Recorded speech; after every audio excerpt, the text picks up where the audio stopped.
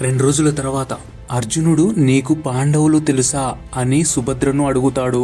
సుభద్ర నాకు అర్జునుడు అంటే ఇష్టం. మారువేషంలో ఉన్న అర్జునుడు సుభద్రను అర్జునుడిని ప్రేమిస్తున్నావా అని అర్జునుడు అడుగుతాడు.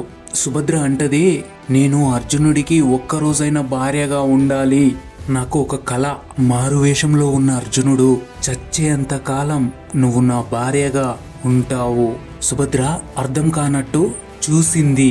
మారువేషంలో ఉన్న అర్జునుడు నీకోసం ఇగో ఇలా సాధువులాగా వచ్చాను. సుభద్ర మొహంలో కని విని ఎరగని ఆనందం ఆమె మొహంలో కనబడుతుంది. తర్వాత అర్జునుడు ఆనందంతో గాలిలో ఎగురుతాడు. అర్జునుడు శ్రీకృష్ణుడి దగ్గరికి పోయి, బావా సుభద్ర కూడా నన్ను ప్రేమిస్తుంది. సుభద్ర ప్రేమిస్తే సుభద్రనిచ్చి పెళ్లి చేస్తా అన్నావు. శ్రీకృష్ణుడు మాట ఇచ్చిన తర్వాత నిలబెట్టుకోవాలి కదా అని అర్జునుడితో అంటాడు. అర్జునుడు శ్రీకృష్ణుణ్ణి నా బంగారు బావా అని శ్రీకృష్ణుణ్ణి ఎత్తుకుంటాడు. మరుసటి రోజు శ్రీకృష్ణుడు బలరాముడితో అంతరదీపంలో పూజ ఉంది, అందరూ వస్తున్నారు, నువ్వు కూడా రావాలి అని శ్రీకృష్ణుడు బలరాముడితో అంటాడు. శ్రీకృష్ణుడు బలరాముడు యాదవులంతా పూజకు బయలుదేరుతారు.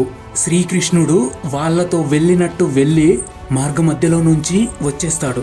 శ్రీకృష్ణుడు కొంతమంది దేవతలను ఇంద్రుణ్ణి పిలిపించి బలరాముడి ఇంట్లో అర్జునుడికి సుభద్రకి పెళ్లి చేస్తాడు శ్రీకృష్ణుడు. ఇంద్రుడు అర్జునుడికి బంగారు రథం బహుమతిగా ఇస్తాడు.